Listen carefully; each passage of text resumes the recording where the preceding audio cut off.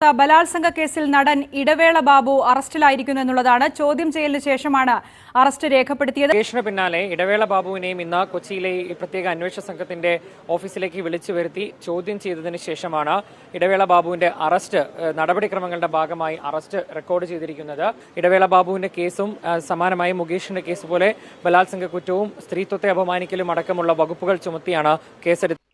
അങ്ങനെ അടുത്ത ആളെയും അറസ്റ്റ് ചെയ്തിരിക്കുകയാണ്. ഈ പ്രാവശ്യം അറസ്റ്റിലായിരിക്കുന്നത് ഇടവേള ബാബുവാണ്.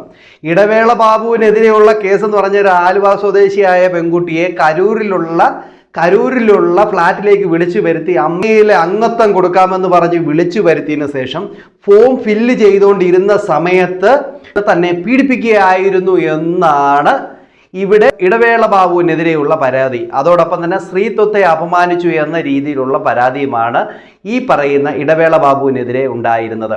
ഇപ്പോഴിതാ അദ്ദേഹത്തെയും ചോദ്യം ചെയ്യലിന് ശേഷം ഇപ്പോൾ അറസ്റ്റ് ചെയ്തിരിക്കുകയാണ്. ഇപ്പോൾ പുള്ളിക്കാരനെ ലൈംഗിക ശേഷിയൊക്കെ പരിശോധിക്കാനായിട്ട് കൊണ്ടുപോയിരിക്കുകയാണ്. എന്തിനാണോ ഈ ശേഷിയൊക്കെ പരിശോധിക്കുന്നതെന്ന് അറിയത്തില്ല. അവർ വല്ലതും ചെയ്തിട്ടുണ്ടെങ്കിൽ ഈ ശേഷിയൊക്കെ പരിശോധിച്ചാൽ പോരെ, എന്നാലും പരിശോധിപ്പിക്കുകയാണ്. എന്തുമായാലും അവർ തെറ്റ് ചെയ്തിട്ടുണ്ടോ ഇല്ലയോ എന്നുള്ള കാര്യമൊക്കെ പുറകാലെ എന്തുമായാലും അറിയാനായിട്ട് സാധിക്കും. ഇപ്പോൾ അറസ്റ്റ് രേഖപ്പെടുത്തിയിട്ടുണ്ട്. മുകേഷിൻ്റെ അറസ്റ്റും കഴിഞ്ഞു, അതോടൊപ്പം തന്നെ ഇടവേള ബാബുവിൻ്റെ അറസ്റ്റും കഴിഞ്ഞു. എന്നാൽ ഇവിടെ സിദ്ദിഖിനെ മാത്രം കിട്ടിയിട്ടില്ല. സിദ്ദിഖിന് വേണ്ടി വല വീശിയിരിക്കുകയാണ്, എല്ലായിടത്തും വല വീശിയിരിക്കുകയാണ്. പക്ഷേ സിദ്ദിഖിന് ഇതുവരെ കിട്ടിയിട്ടില്ല. രാവിലെ സിദ്ദിഖിൻ്റെ മകൻ കാറൊക്കെ ഓടിച്ചുകൊണ്ട് പോകുന്ന ദൃശ്യങ്ങളൊക്കെ ഈ മീഡിയയ്ക്ക് കിട്ടിയിട്ടുണ്ട്. എന്നാലും ഈ സിദ്ദിഖ് എവിടെയാണെന്ന് ഇതുവരെ ആയിട്ടും കണ്ടെത്താനായിട്ട് സാധിച്ചിട്ടില്ല.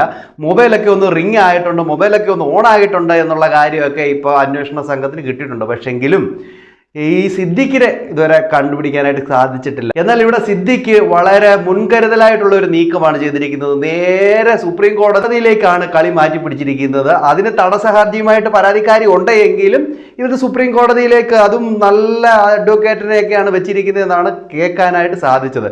എന്തുമല്ല ഇപ്പോൾ ഇടവേള ബാബുവിനെ അറസ്റ്റ് രേഖപ്പെടുത്തിയിരിക്കുകയാണ്. ഇടവേള ബാബു വലിയ ചിരിച്ചുകൊണ്ടൊക്കെ ആയിരുന്നു ഉള്ളിലേക്ക് വന്നത്. പിന്നെ ചിരിച്ചുകൊണ്ട് തന്നെയൊക്കെയാണ് ഇറങ്ങി വന്നതെങ്കിലും എന്തായാലും അറസ്റ്റുണ്ട്. അറസ്റ്റ് രേഖപ്പെടുത്തി എന്ന് കണ്ടുകൊണ്ട് ഈ പുള്ളിക്കാരൻ തെറ്റുകാരനാണോ എന്നും അറിയത്തില്ല കേട്ടോ. എന്തൊക്കെയാണ് എന്നുള്ളതൊക്കെ പുറകാലമൊക്കെ നമുക്ക് അറിയാൻ സാധിക്കത്തുള്ളൂ. ഇപ്പോൾ എന്തുവായാലും ഇടവേള ബാബു ചേട്ടൻ അറസ്റ്റിലായിട്ടുണ്ട്. നമുക്ക് ആ വാർത്തയൊന്ന് കേട്ടു നോക്കാം. ബലാത്സംഗ കേസിൽ നടൻ ഇടവേള ബാബു അറസ്റ്റിലായിരിക്കുന്നു എന്നുള്ളതാണ്. ചോദ്യം ചെയ്യലിന് ശേഷമാണ് അറസ്റ്റ് രേഖപ്പെടുത്തിയത്. കേസിന് പിന്നാലെ ഇടവേള ബാബുവിനെയും ഇന്ന് കൊച്ചിയിലെ പ്രത്യേക അന്വേഷണ സംഘത്തിന്റെ ഓഫീസിലേക്ക് വിളിച്ചു വരുത്തി ചോദ്യം ചെയ്തതിന് ശേഷമാണ് ഇടവേള ബാബുവിന്റെ അറസ്റ്റ് നടപടിക്രമങ്ങളുടെ ഭാഗമായി അറസ്റ്റ് റെക്കോർഡ് ചെയ്തിരിക്കുന്നത്. ഇടവേള ബാബുവിന്റെ കേസും സമാനമായി മുകേഷിന്റെ കേസ് പോലെ ബലാത്സംഗ കുറ്റവും സ്ത്രീത്വത്തെ അപമാനിക്കലും അടക്കമുള്ള വകുപ്പുകൾ ചുമത്തിയാണ് കേസെടുത്തിരിക്കുന്നത്. നേരത്തെ ആലുവ സ്വദേശിയായ ഈ നടി നൽകിയ പരാതി ഇങ്ങനെയാണ്: തനിക്ക് അമ്മ സംഘടനയിൽ അംഗത്വം വാഗ്ദാനം ചെയ്ത് ഇടവേള ബാബു കലൂരിലുള്ള ഫ്ളാറ്റിലേക്ക് വിളിച്ചുവെന്നും അവിടെ എത്തി അംഗത്വം പൂരിപ്പിക്കുന്നതിനിടെ തന്നോട് മോശമായി പെരുമാറിയെന്നുമാണ്. അതിൽ ആണ് താൻ പരാതി നൽകിയിരിക്കുന്നത്. അതിൽ ഇടവേള ബാബുവിനെതിരെ എറണാകുളം സെൻട്രൽ പോലീസ് കേസെടുത്തിട്ടുണ്ട്. അറസ്റ്റ് ഇപ്പോൾ റെക്കോർഡ് ചെയ്തിരിക്കുകയാണ്.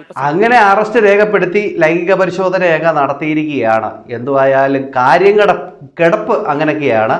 ഫോം ഫില്ല് ചെയ്യുന്ന സമയത്തായിരുന്നു തന്നോട് ഈ അതിക്രമം കാണിച്ചത് എന്നാണ് പരാതിക്കാരി പറഞ്ഞിരിക്കുന്നത്. ഇതൊക്കെ എന്തോ പറഞ്ഞാൽ ഈ പറയുന്ന ഫ്ലാറ്റുകളിൽ വെച്ചൊക്കെയാണ് ഈ അംഗത്വം കൊടുക്കുന്നത് എന്നുള്ള കാര്യം നമുക്കിപ്പോഴാണ് മനസ്സിലായത്.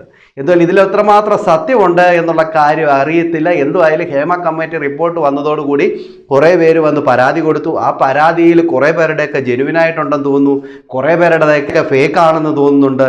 ഇതൊക്കെ ഇനി തെളിഞ്ഞു വരണം, എങ്കിൽ മാത്രമേ നമുക്ക് അറിയാനായിട്ട് സാധിക്കത്തുള്ളൂ. എന്തുവായാലും ഇപ്പോൾ സിനിമയിലുള്ള പ്രതിസന്ധികളൊക്കെ കൂടിക്കൊണ്ടിരിക്കുകയാണ്. എല്ലാവരും ചർച്ച ചെയ്യുന്ന ഒരു കാര്യമായിപ്പോൾ ഇത്.